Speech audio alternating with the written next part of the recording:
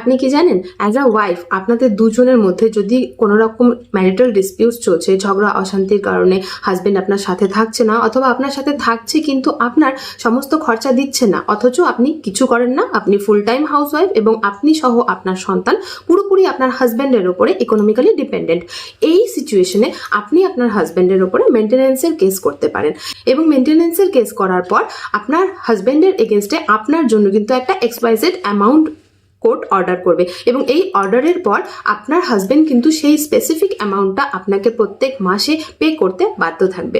কিন্তু এক্ষেত্রে একটা ব্যাপার ভীষণভাবে উল্লেখযোগ্য, যে আপনি যেদিন কেসটা ফাইল করছেন সেদিন থেকেই কিন্তু আপনি মেনটেন্যান্স পাওয়া শুরু করবেন না। সেজন্য আপনাকে কোর্টের দ্বারস্থ যেহেতু হয়েছেন, একটু অপেক্ষা করতে হবে, কোর্টকে সময় দিতে হবে, এবং এই সময় দেওয়ার পর একটা না একটা সময় আপনি অর্ডারটা খুব সম্ভবত তাড়াতাড়ি অবশ্যই পাবেন।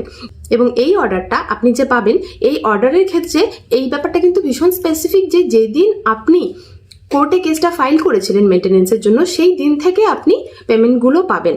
এরকম কিন্তু কখনোই নয় যেদিন অর্ডার হবে সেদিন থেকে আপনি পেমেন্ট পাওয়া শুরু করবেন। তো এই ধরনের যে কোনো ইস্যুস যদি আপনারও জীবনে হয়ে থাকে, তাহলে আপনি কিন্তু কোর্টের দ্বারস্থ অবশ্যই হতে পারেন।